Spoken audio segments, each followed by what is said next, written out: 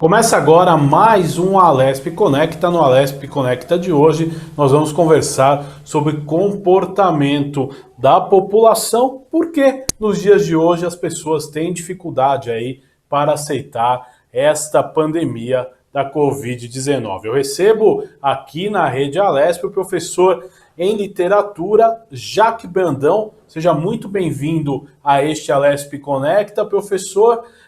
Vamos começar, né, explicando, né, a dificuldade que as pessoas têm em aceitar mudanças, transformações que são exigidas aí pela nossa sociedade, até por uma questão de saúde. Doutor, seja muito bem-vindo. Muito obrigado, Guga. É um prazer mais uma vez estar aqui na Lesp. Fico muito contente de nós estarmos conversando sobre essa situação. Realmente nós temos um grande problema que é o seguinte: as pessoas elas tendem sempre a se acomodar na sua tranquilidade, no próprio lugar comum, no seu status quo, vamos chamar assim. Há várias palavras, há várias expressões que nós podemos dizer a respeito disso. Então, as pessoas tendem a se manter sempre na mesmice. Agora, nós estamos passando por um momento extremamente delicado, pelo qual há muitos anos nós não passávamos. Nós temos de pensar o seguinte: a última grande epidemia em nível mundial ocorreu praticamente no começo do século XX, que foi no final praticamente da Primeira Guerra Mundial. Então, a nossa geração, como as gerações anteriores aos nossos pais, elas não haviam passado por uma situação tamanha como a que nós estamos vivendo hoje, que é a obrigação de você largar, deixar a situação de comodidade que nós tínhamos e enfrentar uma outra reação, que é a de comodidade, entre aspas, mas no sentido de nós ficarmos presos a uma realidade muito diferente daquela a que nós estávamos acostumados. É muito interessante nós pensarmos que há pouco tempo atrás, as pessoas falavam assim: eu não vejo a hora de chegar às férias, eu quero estar em casa, eu quero curtir um pouco a minha vida. Só que nós já estamos há quase 50 dias, há quase 2 meses, vamos dizer assim, em quarentena, e hoje nós já estamos saturados de ficar em casa. Então, nós estamos vendo que as famílias estão quebrando não só por falta do dinheiro, porque nós temos um outro problema sério, que foi o fato de o governo federal, de modo especial, não ter se preparado para essa pandemia. Mas, por outro lado, nós temos as próprias famílias que elas estão se degradando, porque as pessoas não estão conseguindo mais se suportar dentro de um espaço fechado de 4 paredes. É algo que aconteceu, por exemplo, logo no início da pandemia na China. Nós vimos que, quando começaram a abrir a China, principalmente aquela região que ficou de quarentena, que foi o epicentro da pandemia mundial, nós podemos ver que houve um grande número de divórcios, decorrente exatamente da situação, que as pessoas começaram a ter de se suportar de uma forma que até então não havia acontecido entre nós, né? Doutor, é importante, professor, a gente abordar, né? O senhor explicou todos esses casos, né, da convivência, mas por que as pessoas demoram a levar a sério a situação? O que você acredita isso? É falta de informação? Qual que várias camadas da população demoram mais para absorver as informações? O que o senhor acha que é a maior causa disso? Nós estamos vivendo um outro problema também muito sério, que é a questão do negacionismo. Antes mesmo da pandemia de Covid-19, já estava ocorrendo na nossa sociedade, em alguns segmentos da nossa sociedade, o negacionismo. Negava-se, por exemplo, a questão da vacina. A vacina passou a ser considerada uma grande vilã. Negou-se a existência, por exemplo, de um planeta redondo. Não, o planeta é plano. Negou-se a ciência, o valor da ciência. A ciência não é importante. Então, nós estamos passando por um momento de negacionismo. Então, você nega determinadas realidades e cria-se outras realidades. Então, isso é um problema, eu vejo como um problema por ser um cientista, muito sério. Por quê? Porque quando você nega a ciência, você nega o valor, por exemplo, de uma vacina, você esquece que nós estamos imunizados a determinadas doenças exatamente devido a essas vacinas que foram feitas há muitos anos. Então, nos acostumamos com a imunidade, nos acostumamos com a ausência da mortalidade, vamos dizer assim, de determinadas doenças. Então, quando nós pensamos, por exemplo, na varíola, nós não pensamos que a varíola pode nos levar à morte. Como nós também não podemos mais, não acreditávamos até um tempo atrás, que a tuberculose poderia levar as pessoas a óbito. Hoje, por outro lado, nós estamos começando a verificar que o sarampo está levando à morte, que a varíola está levando à morte e que a tuberculose está virando um caso extremamente sério e está levando a muitos óbitos. Por quê? Porque as pessoas normalmente, quando elas se deparam com essa doença, elas acabam muitas vezes se automedicando ou diante do início do tratamento e conseguem se livrar dos males da doença, elas acham que estão curadas. Então, diante disso, o que acontece? As pessoas acabam não aceitando mais a realidade do passado. Um exemplo dá para você que tem a ver com a nossa própria realidade hoje. Há um tempo atrás, nós ouvimos o ministro da Fazenda dizer que, se for preciso, ele vai imprimir dinheiro para pagar a ajuda que nós estamos. O governo deveria estar fazendo de uma forma ativa. Só que quando você imprimir, nós vamos as gerações mais novas não conheceram, que é a questão da hiperinflação. A partir do momento que você começa a jogar grandes quantidades de dinheiro novo, entre aspas, impresso, com essa finalidade, você leva a uma inflação. Pior, você tem que os jovens desde os anos 90 não sabem o que é. Então, como você não sabe as consequências da hiperinflação, acha que nada vai acontecer. Isso é um grande problema. Daí essa negação que as gerações mais novas, elas tendem, isso é algo natural. Ou seja, as gerações mais novas, elas tendem sempre a negar aquilo que os mais velhos falam. Isso é algo extremamente natural. Desde que, vamos dizer, não haja um problema sério de saúde como nós estamos passando agora. Quando as autoridades médicas falam, fiquem em casa, elas não estão falando isso simplesmente porque isso é algo cômodo. Não. É porque isso é uma necessidade para que nós possamos ter o achatamento dessa curva. Para quê?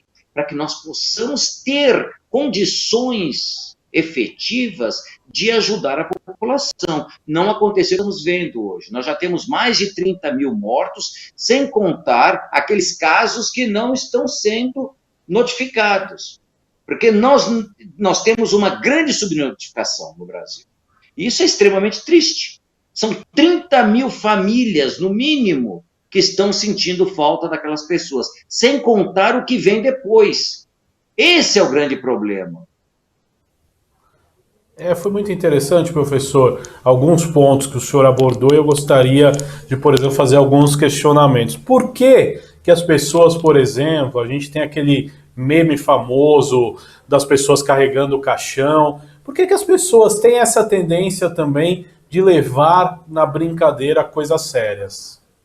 É muito importante lembrarmos que, como eu nego determinados fatos, é importante nós lembrarmos isso. Nós temos fatos e nós temos aquilo que as pessoas costumam chamar de verdade. Eu não gosto muito de empregar a palavra verdade, por quê? Porque a palavra verdade, ela é muito relativa, não existe verdade, existem verdades. Cada um cria sua própria verdade. Então, eu não posso usar a palavra verdade como um paradigma. Nós temos, sim, fatos. Nós temos um fato que está ocorrendo. Nós estamos vivendo, por exemplo, a questão da pandemia de Covid-19. É uma pandemia, ou seja, não é algo regional, ela é global. Então, todos os países estão passando por essa situação.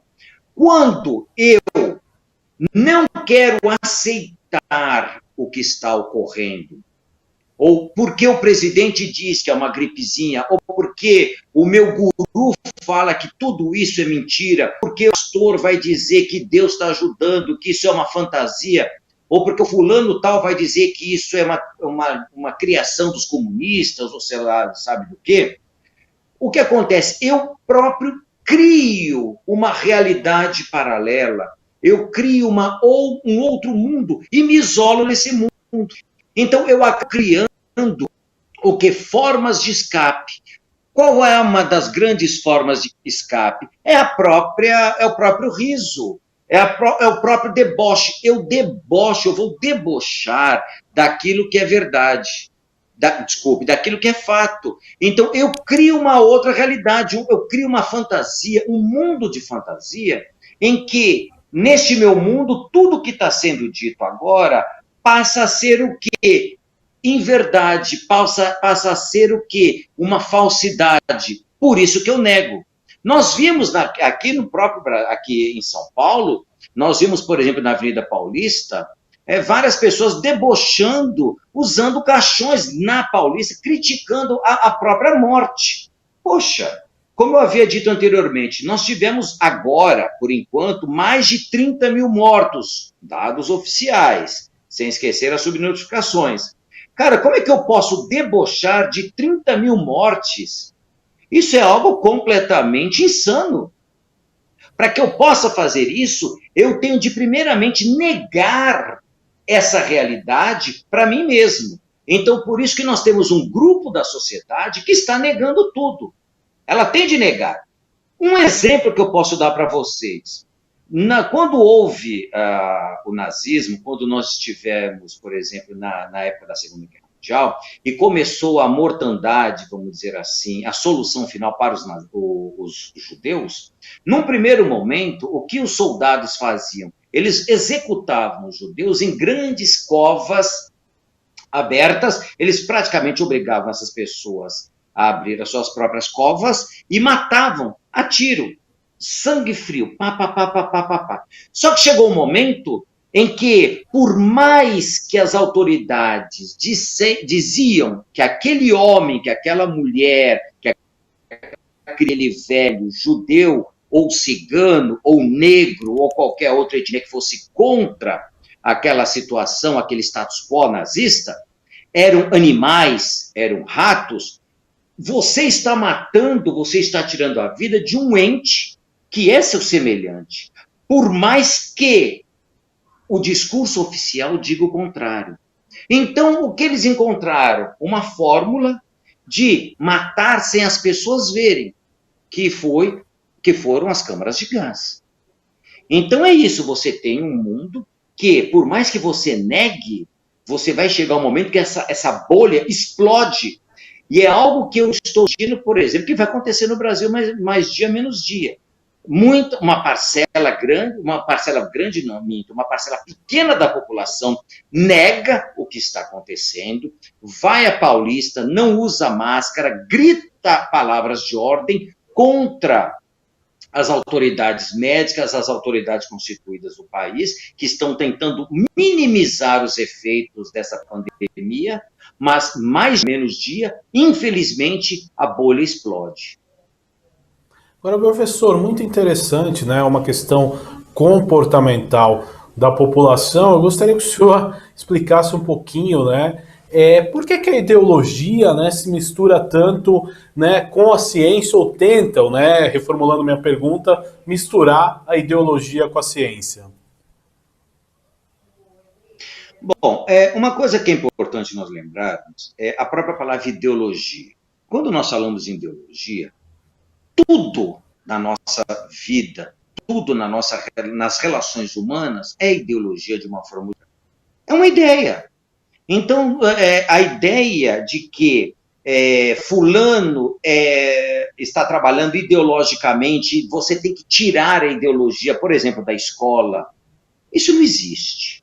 A ideologia sempre vai estar presente na vida humana. O que, na realidade, seria essa ideologia?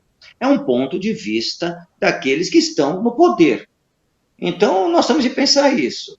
Quem está no poder, ele tem uma visão de mundo. E essa visão de mundo sempre vai estar calcada nas suas buscas, nos seus anseios. Isso é fato. Bom, a ciência, por si só, ela busca aquilo que é mensurável.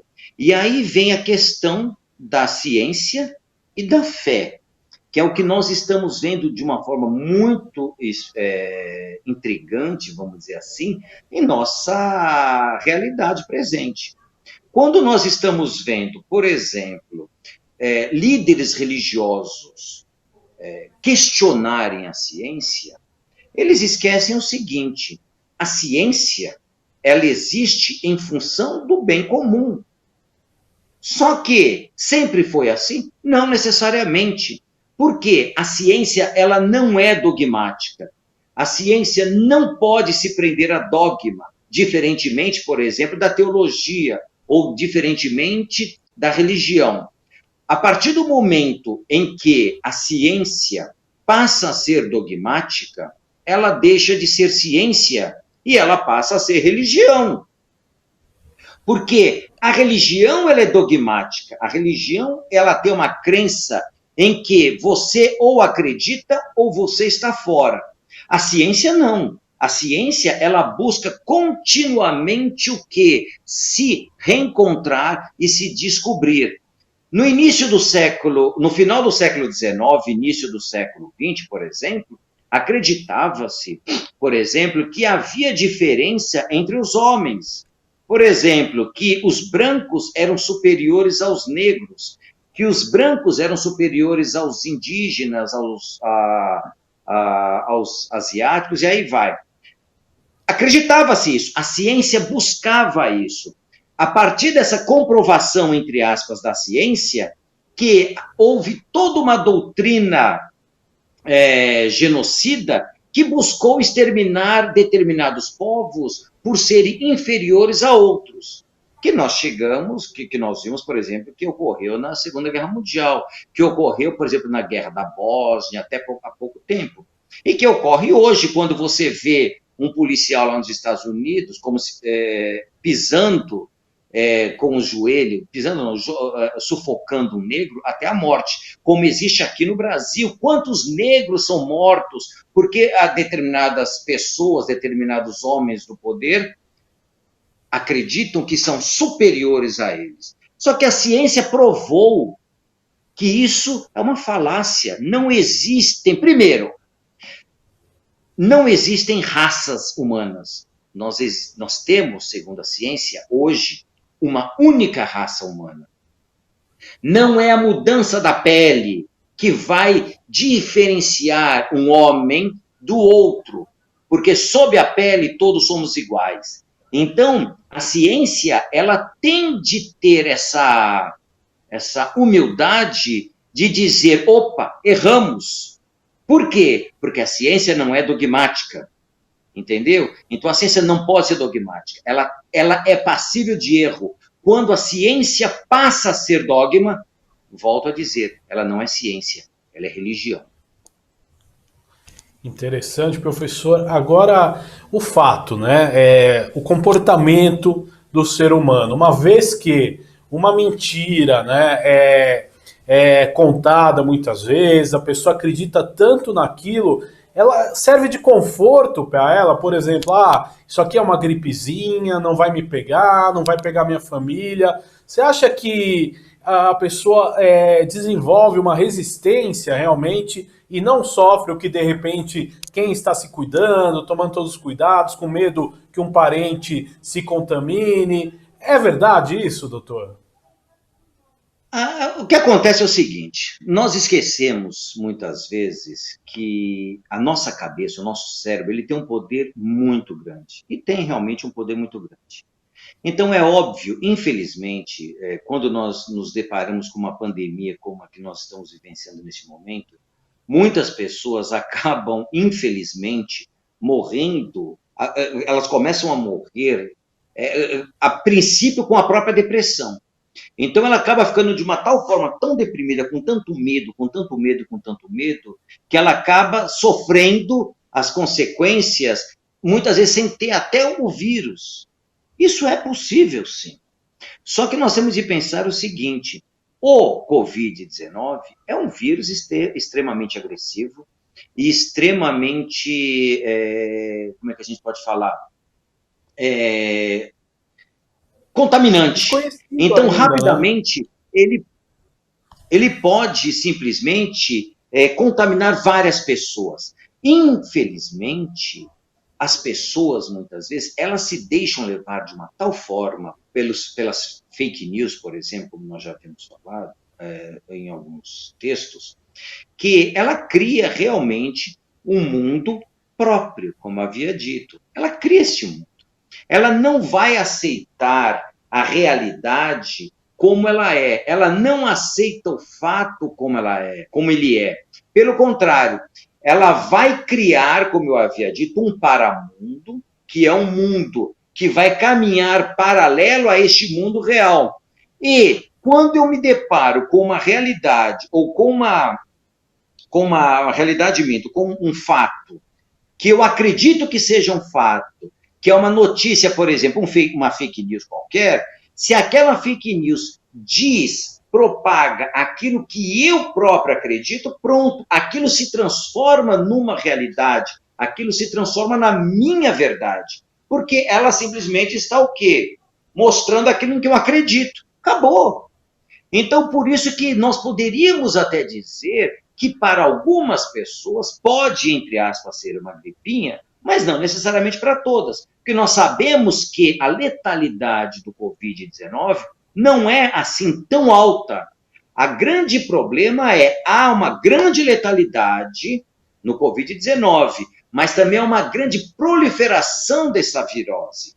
Então, nós temos de ter os nossos cuidados para que essa virose não se propague de uma forma tamanha como ela se propagou. Se nós tivéssemos tido, por exemplo, um cuidado, se o governo federal, de modo especial pelo Ministério da Saúde, tivesse tomado as medidas necessárias para evitar tamanha contaminação, provavelmente nós já estaríamos saindo do caos.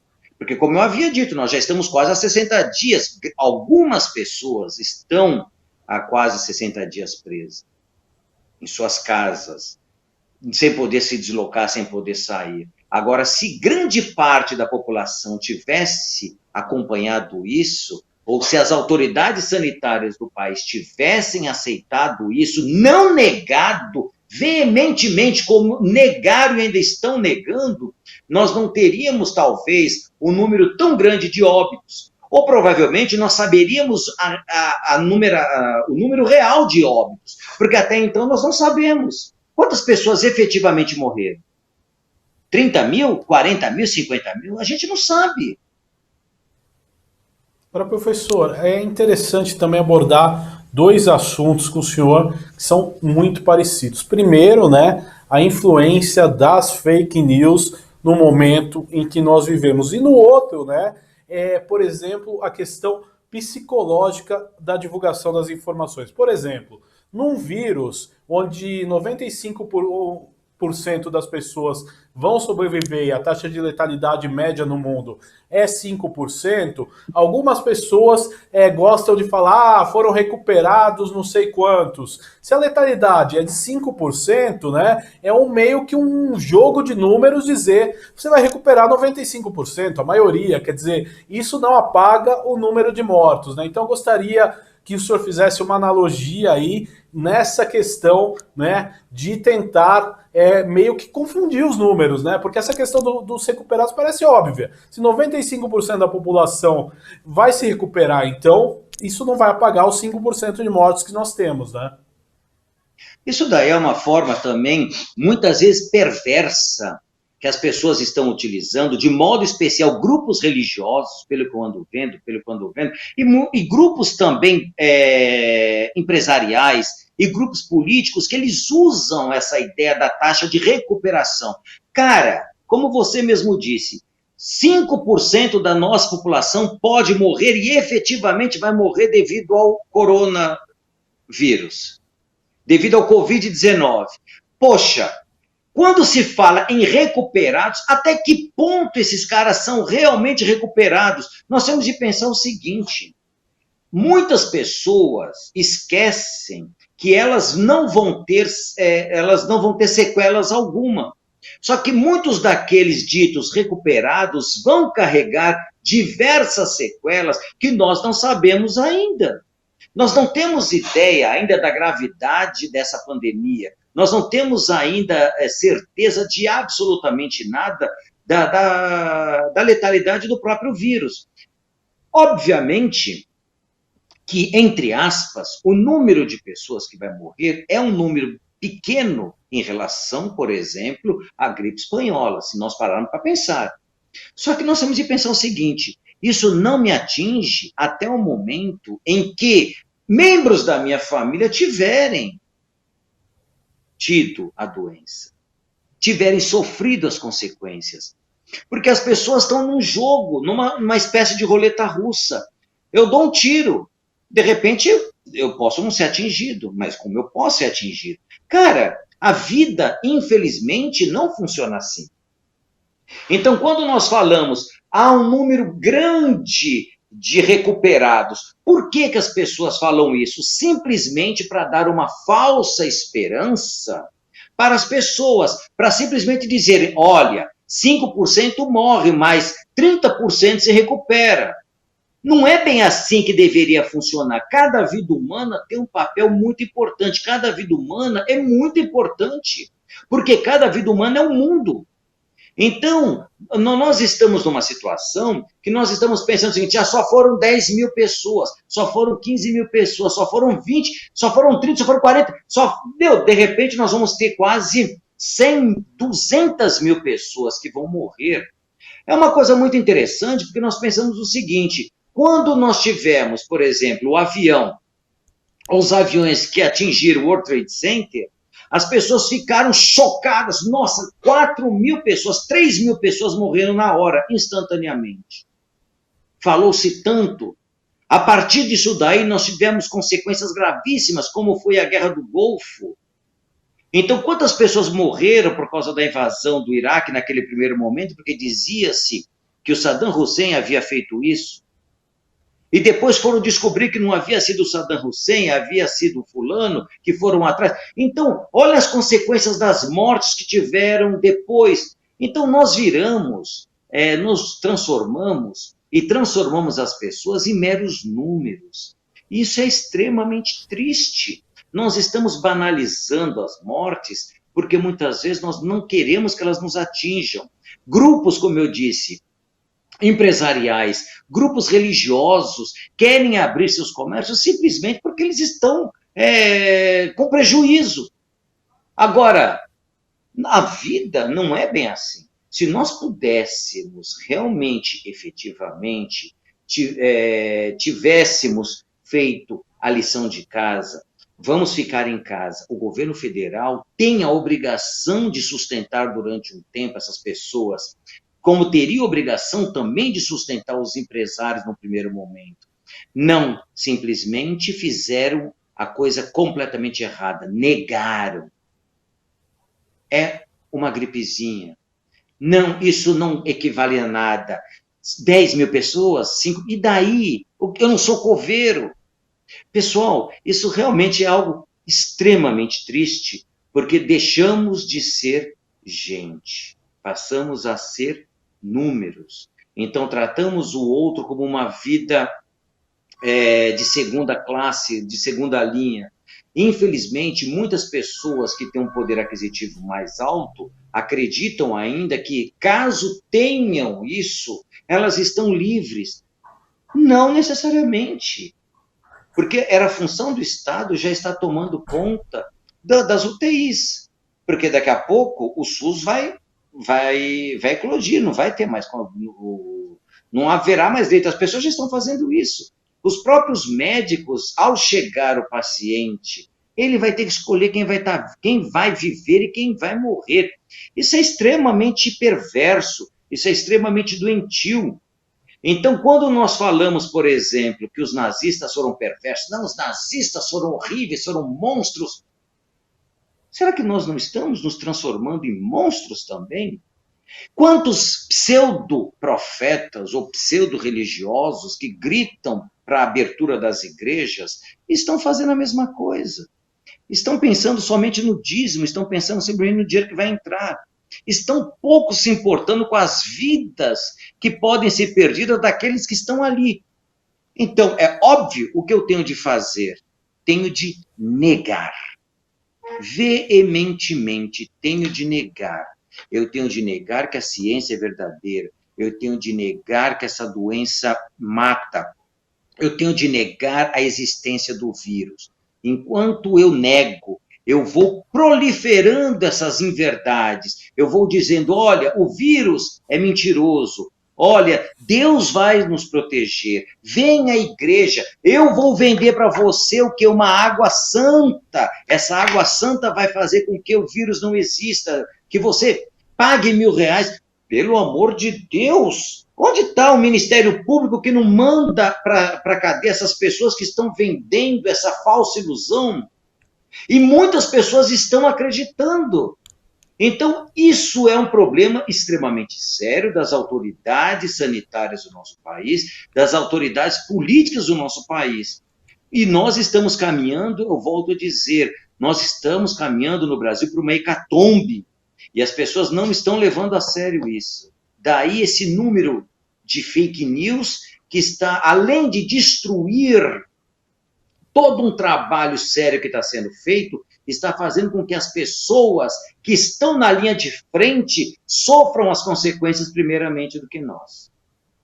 Professor, eu quero agradecer a sua participação nesse Alesp Conecta de hoje. Pudemos aí conversar bastante sobre esse tema. Até um próximo encontro.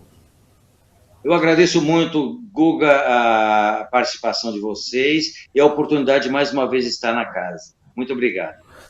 Obrigado, professor. Este foi o professor Jacques Brandão, que é professor doutor em literatura. Hoje nós conversamos aqui no Alesp Conecta sobre a dificuldade que as pessoas têm, né, de aceitar a pandemia da Covid-19 e também o isolamento social. Você pode ver e rever este e outros programas em nosso canal no YouTube. Até nosso próximo encontro. Tchau!